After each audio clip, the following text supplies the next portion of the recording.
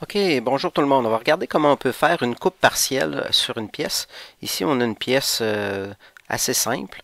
Euh, Puis on pourrait venir tout simplement faire une coupe partielle au lieu de faire une coupe complète.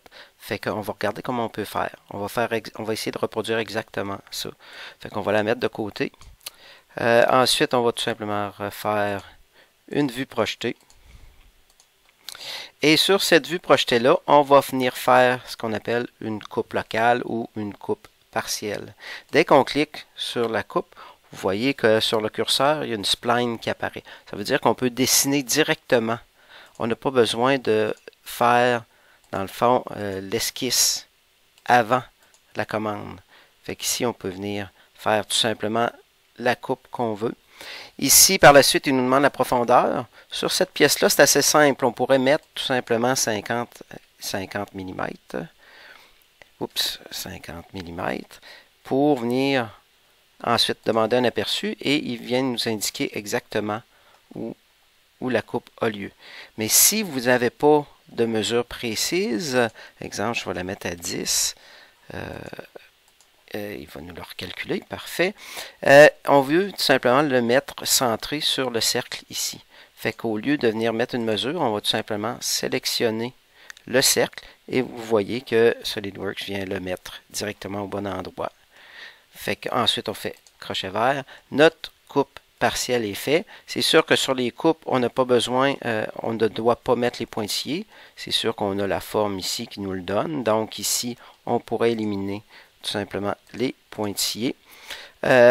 Ici, au niveau des hachures, on va venir changer aussi les hachures pour mettre du ANC 31, qui est pas mal la norme qu'on met habituellement. On va faire un CTRL Q pour régénérer, pour que les hachures se changent. Si le profil ne vous plaît pas, vous pouvez toujours le changer avec le bouton de droite sur la ligne du contour, coupe locale. Vous pouvez éditer la définition, ce qu'on vient de faire, dans le fond, la profondeur.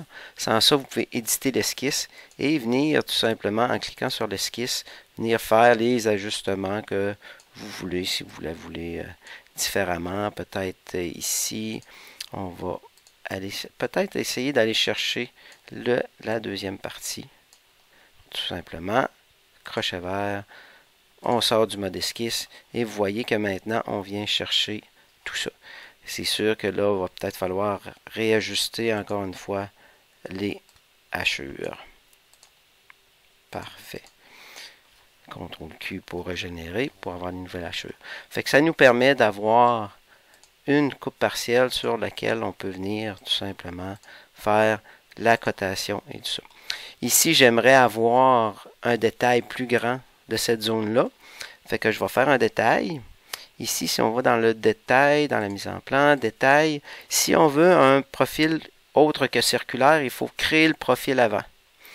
C'est bien indiqué. Fait qu'ici, je vais tout simplement créer une rainure ici, à cet endroit-là. Et c'est cette rainure-là, cette forme-là que je vais me servir pour faire le détail.